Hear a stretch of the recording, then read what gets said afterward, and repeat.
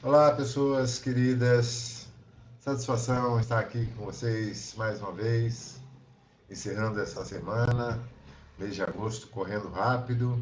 E aqui em Sampa, finalmente temos um dia com cara de inverno. Um dia bom para um lanchinho reforçado para as nossas mentes, né? Um tema para uma reflexão mais profunda. Peço desculpas pela minha voz, está bastante alterada. De ontem para hoje deu uma estragada boa na garganta. Mas isso não está acontecendo só comigo, muita gente sofreu nesses últimos dias com o ar extremamente seco e com essa variação brusca de temperatura. Eu conversava com amigos no último final de semana e surgiu um assunto que há tempos já me ocupa as minhas reflexões. Desde do século XIX, quando um brilhante diretor e escritor chamado Orson Welles criou uma obra de ficção que depois foi transportada para os cinemas, chamada A Guerra dos Mundos. Acho que muitos devem ter visto a versão mais recente, filmada pelo Spielberg, com Tom Cruise e a Dakota Fanning como principais atores, né?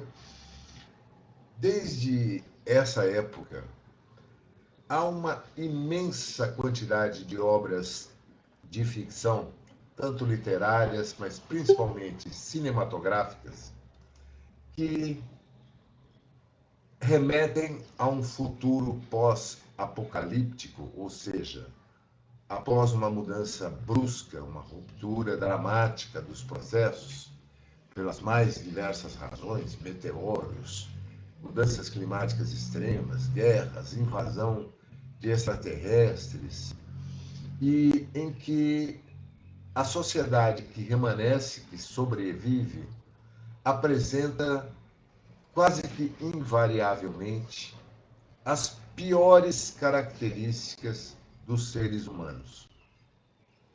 A violência, a barbárie extrema, como se voltássemos ao princípio do desenvolvimento nesse planeta, com seres primitivos, agressivos, violentos, corruptos, maldosos e, obviamente, sempre há os heróis de plantão para tentar salvar alguma coisa.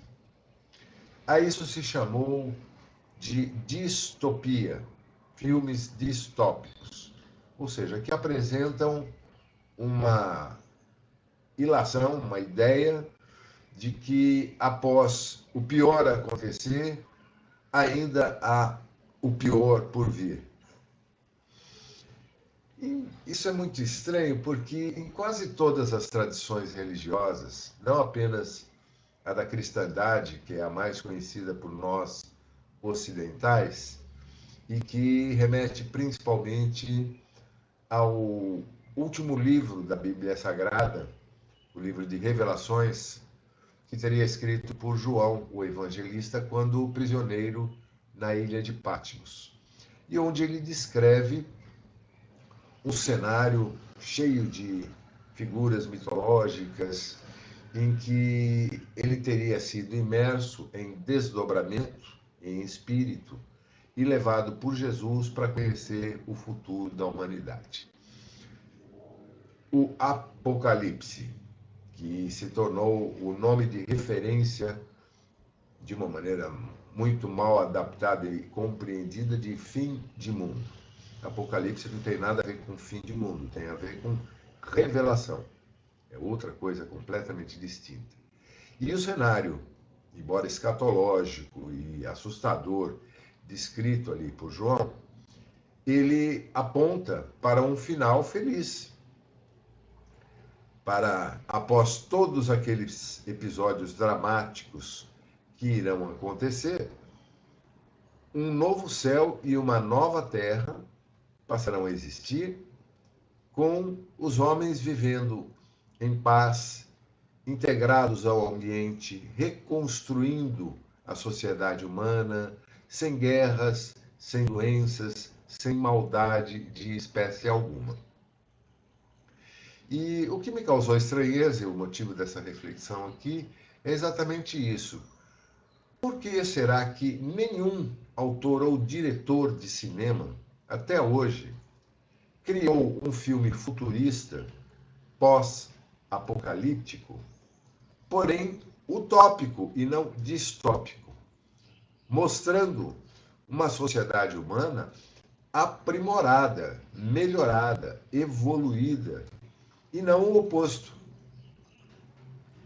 E hoje nós temos vivido uma aceleração dramática na propagação do conhecimento, seja pela aplicação, pela tecnologia, dos conceitos científicos que a cada dia nos apresentam novidades maravilhosas, a ponto de não sabermos o que poderá ocorrer até o final desse ano em termos de avanço tecnológico, por exemplo.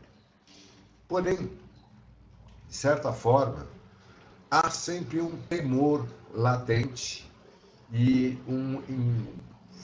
uma forte tendência dos meios de comunicação, em especial a grande mídia, de enfatizar o terror, o medo, o pior, as mudanças climáticas extremas, as tragédias que acontecem no dia a dia, as guerras, a corrupção, as doenças, de uma forma muito alinhada com esse conceito distópico e propagando pessimismo, desesperança. Para concluir aqui o nosso papo, e esse é o foco que eu gostaria de chegar, que tal se fizéssemos uma reflexão como diretores de cinema aqui e imaginássemos uma situação totalmente diferente dessas? Por exemplo, após um período difícil como o que estamos passando atualmente no planeta e que segue ladeira abaixo, com vento a favor, segundo alguns, há um momento de ruptura onde todas as estruturas simplesmente deixam de funcionar. O sistema financeiro, o militarismo, as comunicações, tudo dá um power off.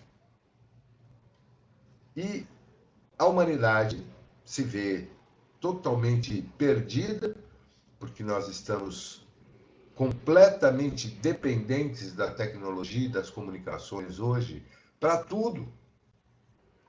Porém, emergem mentes brilhantes, e elas existem, e estão aqui entre nós agora, temos exemplos disso aos montes, que começam a desenvolver um novo sistema. E num curto espaço de tempo, criam, juntamente com pessoas de bem, de boa vontade, uma massa crítica que provoca mudanças sensacionais em toda a superfície do planeta, onde passa a haver um sistema financeiro único, global, totalmente focado em beneficiar a população do planeta como um todo e o ambiente como um todo. O militarismo simplesmente desaparece, porque deixa de haver aquele ímpeto pela ganância, pelo poder, pela dominação, e passa a predominar o espírito da colaboração, da fraternidade. Consequentemente, a evolução dessas mentes brilhantes que se multiplicam nos levará a estágios de tecnologia nos quais não seríamos mais escravos de processos como hoje somos da internet, mas usando o mesmo princípio, sem o uso de aparelhos, apenas mentes poderosas, interconectadas, projetando energias que transformem a matéria, as moléculas da matéria, criando tudo aquilo que se faz necessário e desintegrando tudo aquilo que é inútil e que compromete a estética, a saúde ambiental. Então, por exemplo, todas as estruturas industriais focadas para a produção daqueles bens que não trazem nenhum progresso, nenhum benefício global, seriam simplesmente desmanchadas, desmaterializadas. Leia-se aí toda a indústria de equipamentos bélicos, toda a indústria de bens de consumo inúteis. A indústria de eletroeletrônica deixaria de ter necessidade de existir, porque não seriam mais necessários os incontáveis aparelhos que utilizamos hoje, bastando apenas a projeção mental. A indústria químico-farmacêutica simplesmente desapareceria, porque num estado geral como esse, as doenças simplesmente desaparecem.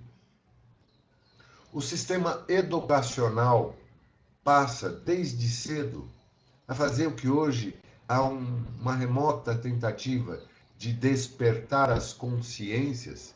Isso começaria já desde a primeira infância. E por aí vai. Que belo filme isso não daria, não? E quem sabe se não é para isso que estamos nos encaminhando agora?